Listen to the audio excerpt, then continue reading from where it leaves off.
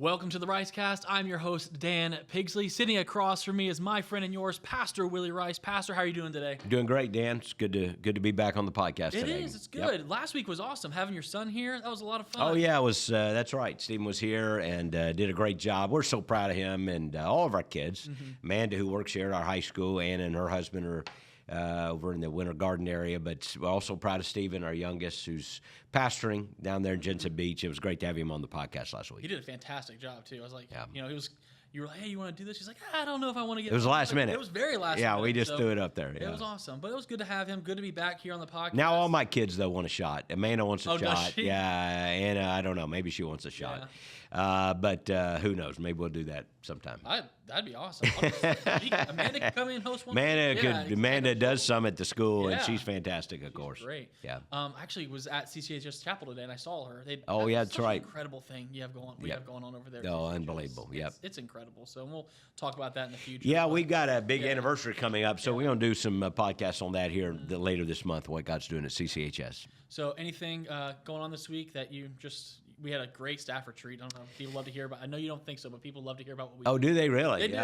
Maybe we should give them a behind-the-scenes view. Yeah, twice a year we try to have a kind of a multi-day thing. In the spring we go off-site. In the fall we usually stay close. So we went up to our East Lake campus this time, and just spent 2 long days, Monday and Tuesday.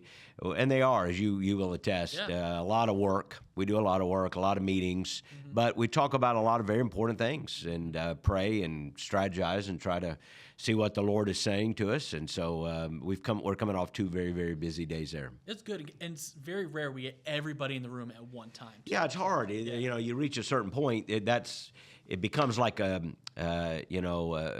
somebody said the complexity is like a football team compared to like in a basketball team, everybody touches the ball. Everybody's kind of practicing together every day. But in football teams, you have all these different units. And so sometimes you're not working together as much. This group's over here, this group's over here. And that can be that way in a large church staff. And so you really have to be intentional about the times when you get everybody in the room and say, okay, these are the things we need everybody to be aware of. And these are the things going on. And it's challenging to get everybody's input. But anyway, it's a good day, and we have a great team, as you will say, a great group of people, men and women, working in that group. So grateful for our staff and for those who pray for us who don't know necessarily what's going on every day. But our people are working really hard, I can tell you that. It was fantastic. And you brought it up, so I just want to say the Gators didn't lose this past weekend. They did not lose because they did not play. We didn't have to say that part. Fortuitous. Yeah. I'm not sure how many more weeks we'll get to say that, Dan. We didn't play. We're obviously not doing very good, but it is what it is. We just have to go through it. Yep. So today I wanted to, if you guys don't know, Pastor Willy has an X account, a Twitter account, whatever you want to call it. And whatever you want to call it. I don't know. I just call it my source of just entertainment a lot of times. Entertainment. It's what it is. But I wanted, you tweeted something a few days ago. Obviously, we've kind of spent the past few podcasts talking about the Charlie Kirk situation and everything that's kind of led up to that. And that's happened after that. And you tweeted something last Sunday, the day of his memorial service. Okay.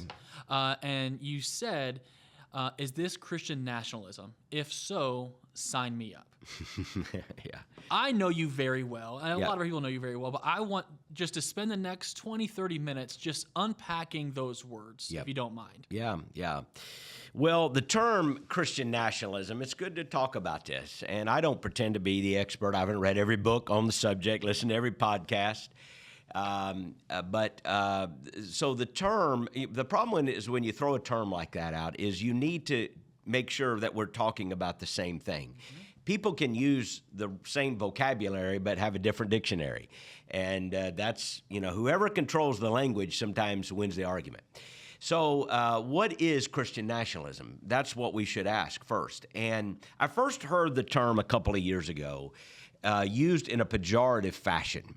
It was used to critique some people who, in the minds of the people making the critique, were being too political and too involved. And it was so, wow, where did that term come from? Christian nationalist. It almost sounded scary, like, ooh. Is that are they meeting at 3 a.m. out in the woods somewhere, or is this a group in a suite in New York? Christian nationalists. What is the term? I guess I just never heard the words put together like that. And so the first maybe 20 times I ever heard the term used, it was a pejorative term. It was a negative term, and it was used to attack somebody who was, in the minds of the person rendering the attack, too political. You're being too political, typically too right-wing, too conservative. You're a Christian nationalist. And what has happened over the last few years is that, it's funny how these words, the word Christian was a pejorative term at first, and you read the book of Acts. And so sometimes these words that are used to kind of label people, call them names, actually sometimes people go, well, since you mentioned it, that's the kind of the way the word Christian, like little Christ, little people, little Christ people.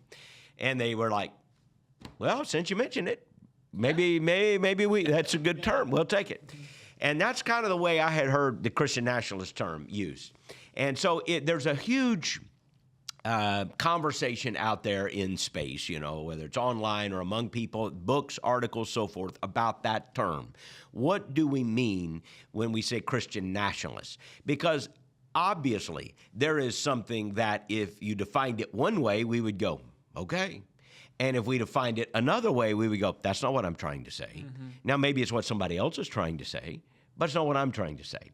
So when I watched the Charlie Kirk Memorial Service, and I saw the cabinet members of the United States cabinet, and of course then the president came in, the vice president was there.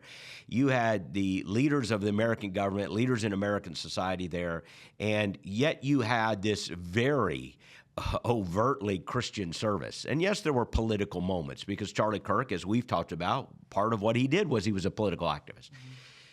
But wow, you saw, unashamedly, we're used to these services where you kind of tiptoe around spiritual things, and you don't want to say anything that offends anybody, and we've seen that at the National Cathedral and other places that you go, wow, I don't know if that's Christian or not. They read a verse of the Bible, but that's about all they did. In this service, it felt at times like an evangelical revival service. That's what it was called by some people. And by the way, the people who say evangelicalism is dead in America, I thought, wait a second. It's happening right here. Not quite so dead. Yeah. You had, and I've said this, I think I said this on the podcast, those were our people. It wasn't like they were the ones singing. That was not a Catholic service, no offense, but it wasn't Roman Catholic service. It wasn't an Anglican service. It wasn't even like high church. We go to the National Cathedral, everybody wears robes and talks, and we're not sure if did they say anything or not. I'm not sure. Maybe they mentioned Jesus.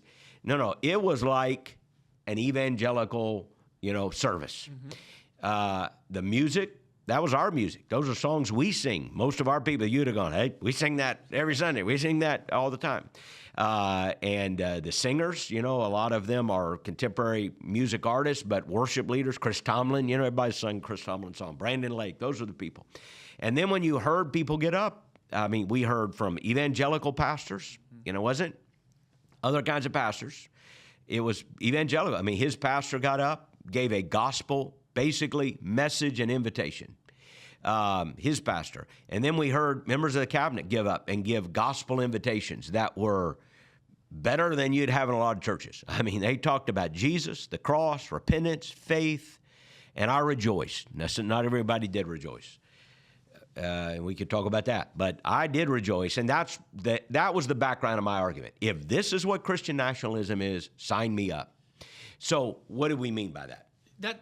I want to just, I want to go back just jump a few in. paragraphs a little bit from what you said. You said there's really, it's who controls the vocabulary, who's going to win the argument. And so you mentioned there are two definitions for Christian nationalism. One, it seems like you would agree with, and another one you would. Yeah. So can you give let's bifurcate between what would be a healthy understanding of Christian nationalism and what would be an unhealthy nationalism.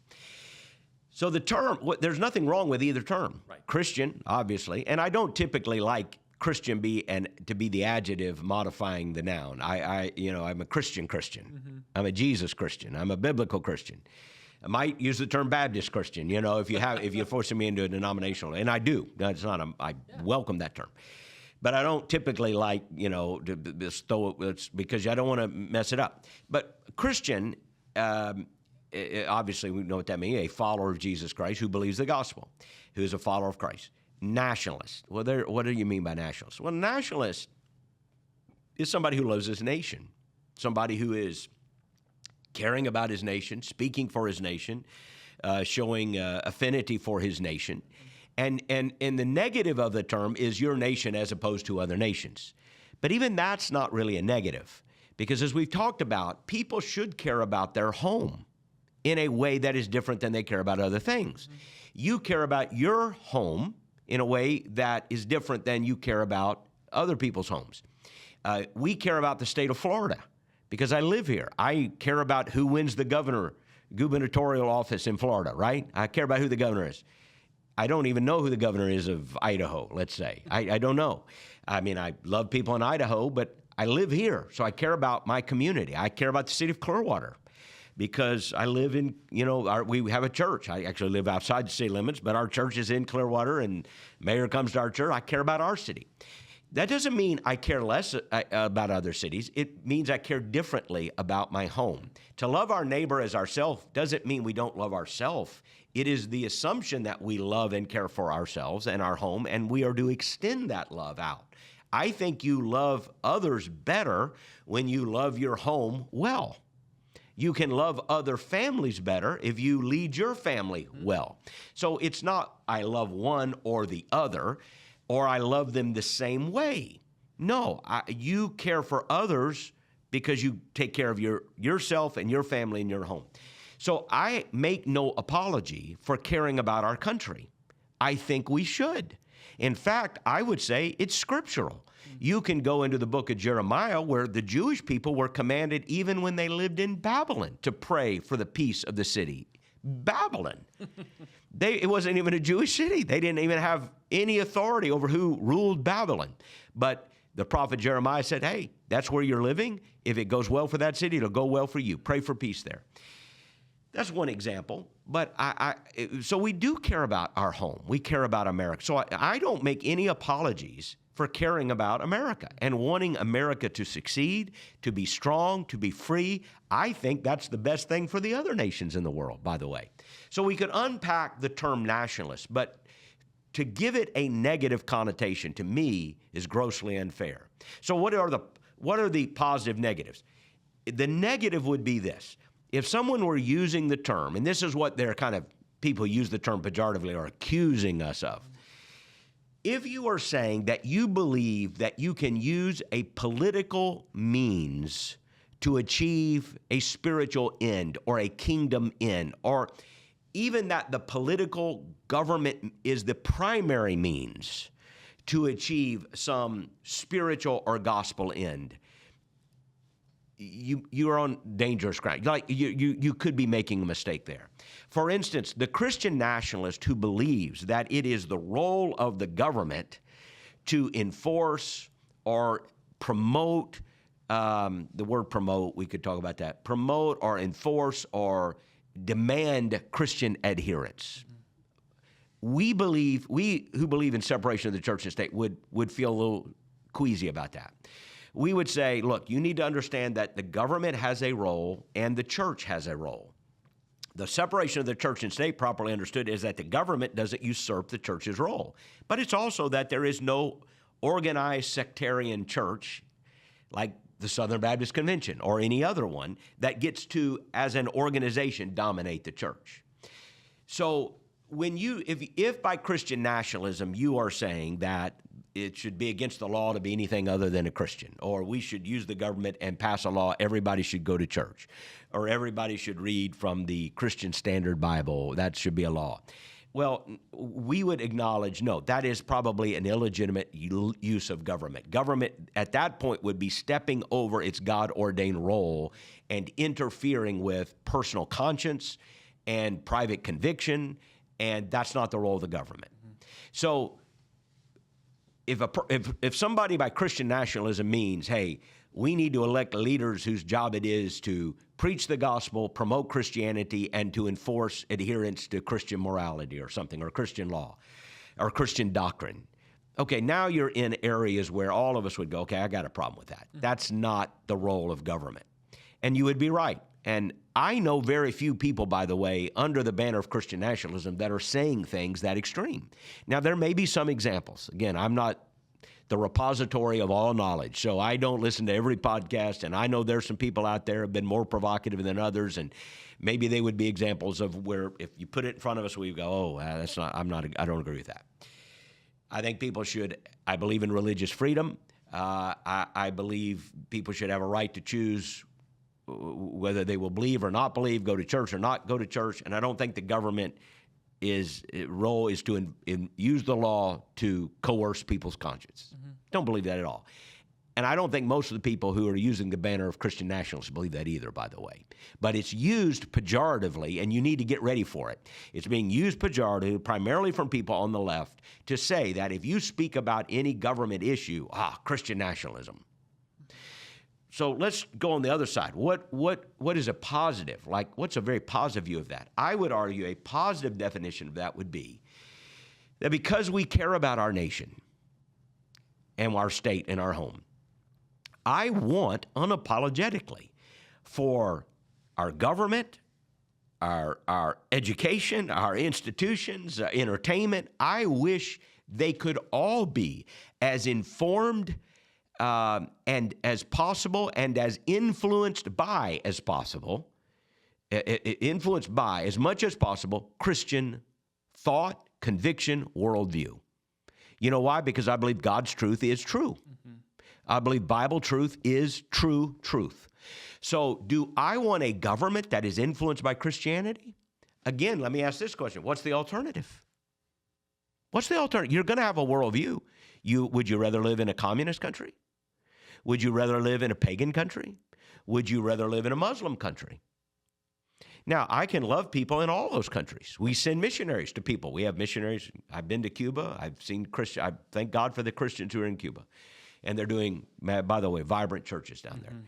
I praise God for the missionaries that are sent to Muslim countries and the churches and Christians who live there. They have a challenge you and I don't have. But what do I want for my home and for my children and my grandchildren? I want a Christian country. What does that mean? I want a country that is influenced as much as humanly possible by Christian thought. I love it when or many members of the cabinet get up there and think in Christian terms and adopt Christian morality and accept Christian doctrine. I think they will be better people and better leaders if they do. The problem is not we've had too much of that. The problem is we have too little of that. I wish Hollywood could be influenced by Christian thought, don't you? Mm-hmm. I mean, I wish our financial institutions would be influenced by Christian thought and conviction. I wish the educational institutions in America could be as influenced as possible by Christian thought, Christian convictions, Christian beliefs, because I believe they are true, and I believe they work, and I believe they create human flourishing. So when one author said, hey, a few years ago, a lot of people might know, who this is, who said, hey, the cultural Christianity is dead. This was said about circa 2015. Cultural Christianity is dead and good riddance. At first, I thought I knew what he was saying, and I thought, okay, maybe he's talking about lukewarm, watered-down Christianity is dead, good, now we can replace it with the real thing and all that. But the more I thought about the term, the less I agree with it, and I don't agree with it. It is not good or right to celebrate the demise of cultural Christianity, and I'll tell you why. Because something's going to replace it. And what's going to replace it is not going to be good. Mm-hmm. It's not going to be good. It's going to be paganism, communism, or Islam or something. There's going to be a worldview system that will replace it, and it won't be good. Will cultural Christianity save anybody? No. You know that, Dan. I know that. What saves people? Jesus saves people. The death of Jesus on the cross, when we repent of our sin and believe. So we know, in America, there's been a lot of people that had patriotism, put $5 in the plate at church and, say the Lord's Prayer before they run on the football field, cursing the rest of the night, and all that. That's cultural Christianity. And people say, that's not going to save anybody. No, it's not going to save anybody, but it might save a country. It makes a country a better place to live. And here's what I would say as pastors. It's the better place, I should say the easier place, the more fruitful place to do evangelism. Where do you think it's going to be easier to do evangelism? In a country that has been influenced as much as possible by Christian thought? Or do you think it's going to be easier to do evangelism in Afghanistan? Or a communist country. Do you think it's going to be easier to do evangelism right now in a red state or a blue state? Let's just get down to it. Mm-hmm. I heard Josh Howard saying this the other day. Where should we do evangelism? Everywhere. Who should we try to bring to Christ? Everybody. So let us say that. But where do you think it's going to be easier to do evangelism? In in Clearwater or in Portland, Oregon right now? We should do it in both. We should have church planters in both. Praise God, let's go. But where's it going to be easier to do evangelism? I would suggest in a culture that has been influenced as much as possible by Christian truth. Mm-hmm. Because then it will be easy to step in and go, okay, you've heard this. Now let me help you understand the gospel. So Christian, that's what I was saying in that service. If that's what it is, that we have government leaders who are talking about Jesus, sign me up for that. Mm-hmm. Where the nation gathers to mourn and over 100 million people, maybe hundreds of millions of people are watching, and they hear the gospel repeated over and over again, mm-hmm. Sign me up for that. Does that mean everybody there is a Christian? Does that mean we don't need to do evangelism among that group? Does that mean that's the same thing as church? No, I didn't mean to say any of that. Mm-hmm. What I said is that's a good thing, and it's a much better thing than if I looked and saw all the American leaders and they're all communist, or they're all atheist, or they all have a belief system that is not true. I will sign up for the first one. Well, thank you for defining that. Okay. And it helps me, helps a lot of our listeners to think through that as well. My question now is, all right, so we have the positive definition, the negative definition, and what I'm seeing is a lot of people are leaning more into that negative definition because they're looking at our political leaders. They see them all just trotting out on stage, and think Marco Rubio, literally preaching the gospel, and so many are just affirming the name of Jesus and doing these incredible things. And these individuals on the negative side are thinking, why wouldn't they why are they doing that? Like, they're afraid of it. What is causing that fear? Well, it's a boogeyman. And I saw Hillary Clinton say some things the other day about, and I'd butcher the quote if I quoted her, but something, she was kind of reacting to that and suggesting that she actually said, like white men of a certain ideological persuasion. What she's talking about is Christians. Mm-hmm. That's what she's talking about. And so, what they're using is this as a boogeyman now. Oh, the Christian nationalists are taking over. Well, here's what they realize. Christian truth is a threat to their ideological system. The whole sexual revolution, the whole Marxist way of viewing the world, which is the oppressed versus the oppressor. So we need to give political power to those who are oppressed. And the politician says, that means give it to me, and I trust me to take care of it. And, that part gets lost on people. But that whole Marxist, ideological, leftist worldview is threatened by Christian truth. Therefore, when they see it rising, we got the Secretary of State who's talking about Jesus. We got the Vice President he's talking more about Jesus. You better watch out for those guys. And they will cast it in the worst possible light, and they will say pejorative things. They will look for, moral flaws or inconsistencies as if to undermine that entire worldview system. But here's the reason they're doing it is because they're threatened by it. Mm-hmm. And we shouldn't be threatened by it because where Christian thought, Christian conviction, and Christian truth have taken root in cultures, those cultures have valued human liberties. Those cultures have valued civil rights. Those cultures, think Western civilization, have brought more freedom to more people and more different kinds of people than any other, government system in the history of the world. Does it mean it's perfect? No. Does it mean that you're going to look at some government and goes, there it is, the kingdom of God has come on earth as it is in heaven? Well, I don't. That's a postmillennial view. I'm more of a premillennialist. No, I think Jesus is going to have to come and set that government up. But I want our nation to be as influenced as possible by Christian truth. And yes, you can expect the attacks are going to come by people who are threatened by it because their power is threatened by it. That's what their power and their ideology is threatened by it. Well, and one way that I have seen, the individuals who define Christian nationalism as a negative thing is they link it together with like a MAGA America. Mm-hmm. Are those two things the same or are they different? No, I don't think so. The MAGA thing is the President Trump's movement. Mm-hmm.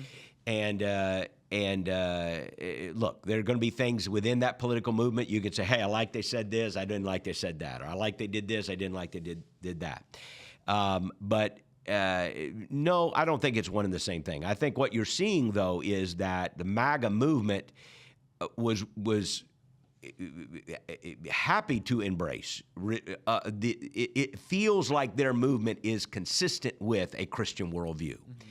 And that doesn't mean it's one and the same. It doesn't mean there won't be inconsistencies. But the MAGA movement is like, yes, we have more in common with that than not. Mm-hmm. Now, there are probably people in that movement who wouldn't consider themselves Christians. There are people in that movement, people probably who voted for President Trump, who wouldn't agree with my particular convictions about a number of things. The president himself might say things that we would come on and go, hey, we're praying for our president, love and appreciate him, but we disagree with that. Mm-hmm. By the way, I would probably say that about any president. But, there are things he said in that memorial service, which you would go, okay. He even kind of joked about it in a way. I don't think it was a joke, but, he talked about hating his enemies. Mm-hmm. So, listen, people freaked out about that. I understand that. Is that a Christian conviction? Absolutely not. Of course not. We don't love our enemies. He even said that. He said, Charlie, he kind of looked up at him. Charlie would be mad at me now. So he was actually kind of acknowledging, Charlie's better at this than I am. And I don't know if he was trying to be a little self-deprecating there. I don't know. The president's going to say what the president's going to say.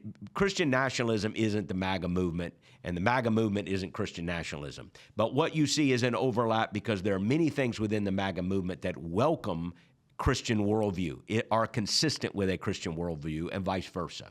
But as Christians, we need to be careful. Again, we don't owe our highest allegiance to any political leader, any political party, or any political movement. And here's what that means. It doesn't mean you say one side is equally as bad as the other, because that's not true. Mm-hmm. But it does mean that, okay, if you see a political side, you cannot be blind to the faults of that side. You cannot turn a deaf ear when that side needs to be corrected. And when you go, hey, that statement, that's not a Christian statement. To say, let's hate our enemies, that's not a Christian statement. I love the president and pray for the president, but that's not a Christian statement. Mm-hmm. And probably he's had people correct him. I mean, he kind of self-corrected in a way because he admitted Charlie wouldn't have believed that. But I don't know what's in his heart and mind. But that's not a Christian statement. So we should have no problem because of some perceived political allegiance saying that statement is not consistent with the teachings of Christ. Mm-hmm. But at the same time, we should be grateful when there are many leaders who are welcoming Christians and embracing Christian thought as much as possible. And honestly, almost regardless of their motives. Like, their motives matter. It matters to God, absolutely. But I'm grateful when politicians come our way and say, that is true, regardless of what's in their heart. What's in their heart matters to God, and if I knew them personally, we would have a conversation. For instance, I'm grateful. What I mean by that is, like, when the president stood up at his inauguration address and said, there's only two genders. Okay. First of all, no one in the history of the world would have thought that even needed to be said until 15 minutes ago. But it did need to be said, and it took actually some courage to say it. Mm-hmm. Now, you could say, why did the president say that? Oh, he was just being politically opportunistic. All right, maybe. Or you could say, no, he really believes that. Or you could say, no, he really believes that as a matter of Christian conviction. It could be any one of the three, right? Mm-hmm. Personal conviction, Christian conviction, or he doesn't really believe, he's just being politically opportunistic. Here's what I would say. For purposes of politics, what does it matter? He's saying what is true. I'm glad he's saying what is true. And I can hope for the best motivation and want to be there to inform the best motivation. But I would rather have him saying that than appointing a man in a dress to a high political office. Mm-hmm. Okay? That's how you have to view politics, as kind of a means to an end. It's not the end. It's not the kingdom of God on earth. And we don't avoid correcting politicians, but we can be grateful if they're saying what is true, regardless of their motives even. I'm glad they're saying that what is true is in fact true. It's a good thing for a politician to say there are only two genders. Mm-hmm. It's a good, I don't care what his party is, her party. I don't care what their motives are. At that point, it's a good thing to say it. Mm-hmm. It's the right thing to say it. And I hope they're saying it because they truly believe it. Mm-hmm. I love that I asked that question. I enjoyed that one. Another thing I want to bring up, again, I told you, X is my entertainment. It's the only social media I really have like out there. I don't even post anything. I just like to read what other people are saying. And can I say this on this? Yeah, sorry. I use X, and I don't use a lot of social media. People, and we never get to talk about this. I don't. Like sometimes people send us Facebook messages. My assistant has my Facebook page. She gets those, and honestly, I don't. We don't even check it that much. So you need to call the office if you're trying to get an urgent message in. I just don't do it that much. Occasionally, and here's what I do, even on X, and maybe this would change at some point. I use it to post things. I don't use it to debate things. I just it's an own personal policy. I've not found, now some people do it really well, and I'm glad some people do it because it's fun to sometimes watch the give and take. I don't either have the margin or the disposition or the temperament or whatever is necessary to engage in long arguments online. You get baited online. And so sometimes maybe you'll see me post something and somebody will say something. I almost never respond. And it's not because I feel like I'm above it or I'm trying to be rude or unkind. It kind of goes against my nature to not respond to people and on the good and bad side. I just don't find it to be that conducive a place for good debates, because what happens is you go back and forth for everyone else's entertainment, and you're trying to score points, and then people jump in and they co-opt you, and sometimes people, and so if people have ever asked, why don't you respond to some of that? That's why. I just don't, I use it, I post, I don't like to use it for debating. Yeah, no, and that's a good point, because the best form of entertainment on X is going through the comments and reading. I have to admit it. Back and forth, and I do appreciate you saying that. By the way, do you know what the best form of entertainment is? Whenever a football team loses on Saturday, particularly if you don't like them, you have a little rivalry with them, and you want to see like a little, you know how we do. This is the way fans are. You go to their Twitter page where they post their score. So like Georgia lost Saturday to Alabama, and I have no horse in that race. But you go to their Twitter page, and then you want to read the comments of their fans. Yeah, right. You can enjoy the misery. It encourages me, since we have a very bad football team. Anyway, sorry about that. It is good fun reading the comments. I do the same things with all the Cowboy social media, because a lot of friends are Cowboy fans. I just love going through all of that, so that's always fun. But I did come across another tweet that I wanted to bring up to your attention. And I think you saw, we talked a little bit about it, but there was a professor, I believe he's at a seminary, a Southern Baptist seminary. I think he still is, yeah. And he tweeted out, kind of after watching the memorial service, saying something along the lines of, you cannot be a Southern Baptist and a Christian nationalist. Yeah, that was a response to my tweet. If this is Christian nationalism, sign me up. And one of his responses, and then it got a lot of people went after it, so I didn't have to do it. But I wanted to kind of. And I don't know this man personally. I have some books he's written, so, I know a personal acrimony. But his response was, you can't be a Baptist and a Christian nationalist. Here's the response I would have made. Number one, that depends how you define the terms, Professor. That depends how you define the terms. Obviously, we've kind of unpacked that here, and you don't get to do that on X. What do you mean by that term? I mean this, I don't mean that. So you don't get to define the terms. What I would say is, no one elected you to define the terms once and for all, okay? When someone has a conversation, one of the ways you can always clarify something is, what do you mean by that? Help me understand how you define that. So, first of all, saying you can't be a Baptist and a Christian nationalist all comes down to how you define Christian nationalist. Number two, I would say this. You're not the gatekeeper of what it means to be a Baptist. I thought that was a little bit snarky, if I can be honest, about saying you can't be a Baptist. First of all, did I miss the memo that anybody got elected to determine? I've been a Baptist. I'm a fourth-generation Baptist. I've been a Southern Baptist pastor for 40-plus years. I like the term Baptist, and I'm pretty familiar with Baptist theology. I'm not a professor, but I've been a pastor for 40 years, so you figure out, which one qualifies you more. But I don't think a professor gets to tell me I'm not a Baptist. That's what I would say. You don't get to tell me I'm not a Baptist. You can have a conversation with me, but you don't get to tell me I'm not a Baptist.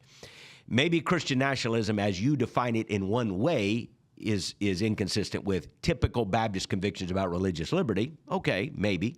But maybe I'm not defining it that way. And maybe a whole bunch of other people aren't defining it that way either. So you're not the gatekeeper. You're not the gatekeeper. We don't have a gatekeeper, by the way. I mean, we do, but you're not the gatekeeper. Number three, I would say this. And this may sound a little snarky. I don't mean to be snarky, but I work for SBC headquarters, the local church. The local church is SBC headquarters. We got some denominational folks who need to remember that. And you don't get to tell, you work for us, not the other way around. And so with all due respect, respectfully, you don't get to just make that blanket edict. Obviously,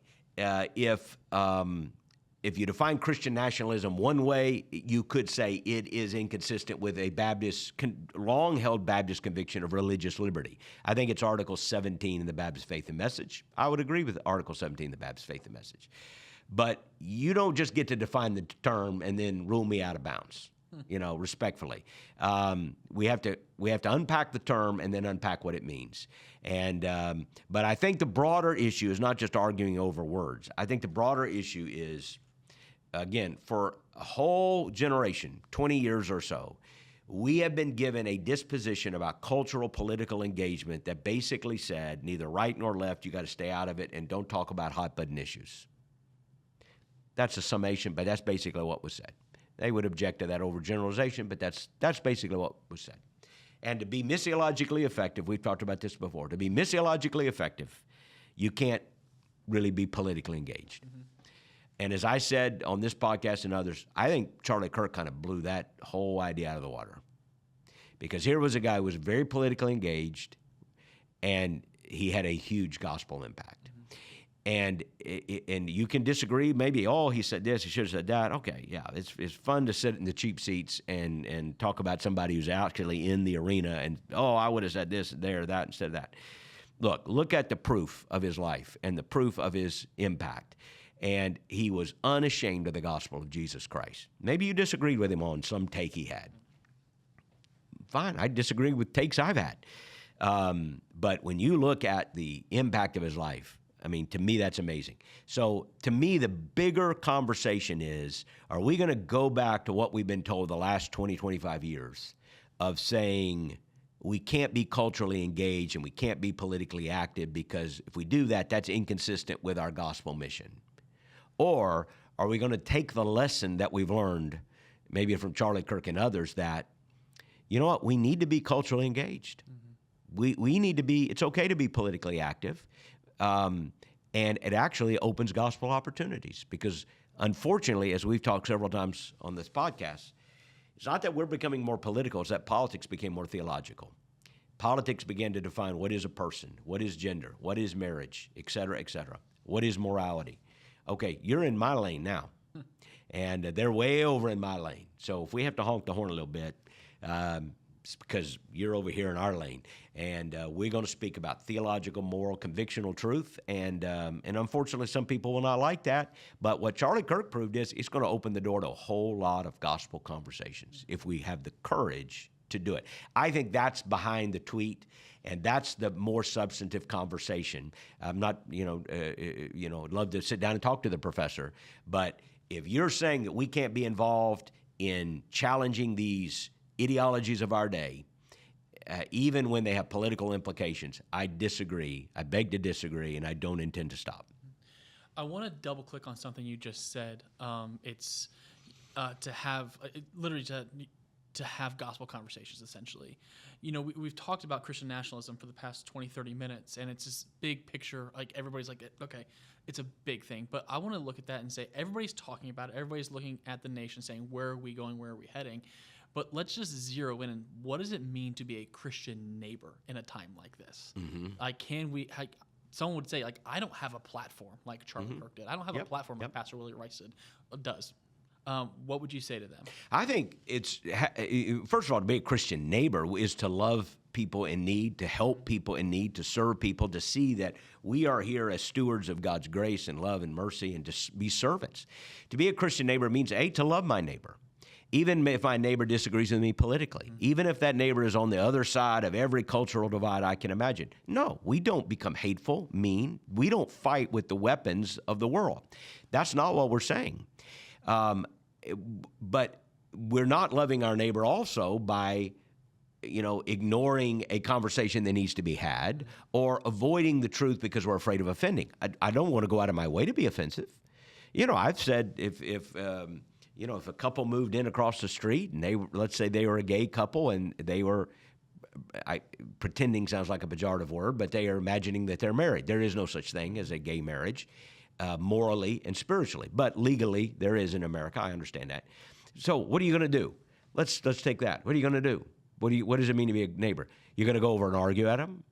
Going to debate? Going to set up you're going to Charlie Kirk style put up a table and say, prove me wrong? No, that's for a college campus. That's a certain environment. I'd say walk over and say hello sometime. Ask them what their story is. Get to know them. You may find that they're very delightful to talk to. You may find you have things in common. And yes, they may not be Christians. They may have a different moral view than you have. They may have a completely different political view than you have. I think it is to be loving. I think that's the moment to be respectful. How can we help? Hey, if you're out of town, we'll take the garbage up for you. I want to demonstrate the love of Christ. But I think the key thing there, Dan, is at the same time, don't avoid the elephant in the room. Mm-hmm. At some point, don't be ashamed to say, hey, I'm a follower of Jesus Christ. They look you in the eye and say, well, can you affirm our lifestyle? Say, no, I can't. I mean, no personal offense. I'm not trying to hurt you, but the answer is no. Well, why not? And then they'll be able to give an explanation for why you believe what you believe. Again, to me, that's part of the effectiveness of Charlie Kirk is that he found that environment where he could do that. And he had these conversations with people. As I do it with my neighbors, okay, it's probably not setting up a debate table. That's a college campus technique. With your neighbors, it's probably maybe having a barbecue, and sitting down with them, having conversations, but not avoiding the elephant in the room. I think the example of Kirk is you don't open the door to more gospel conversations by avoiding those issues. You may open more gospel opportunities for more gospel conversations by dealing with those issues head on, not in a way that is unnecessarily provocative or mean or disputatious.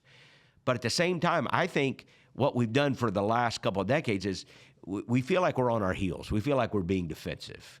We were like, well, we almost have to apologize. And we've got to turn that around to say, absolutely not. Mm-hmm. We love you. That's why we're going to tell you the truth. And if you hate us because of that, then so be it. I don't want that, but so be it. So I think being a loving neighbor is to love people, to care for people, and yes, to show the character of Christ to them and have those open conversations as the opportunities arise. And I asked that question because I want to use it as a building block just to kind of launch you into the next little, I want to hear what you have to say. You said at the very beginning of the podcast, you don't like using the word Christian as the adjective to describe. Mm-hmm. So when we say Christian neighbor, that's not what I mean. I mean, you are a neighbor who is a Christian. And guess what? We are nationalists that are also Christians. Yeah, we love if nationalist means I love my country and I want the best for my country, then what's wrong with that term? Right.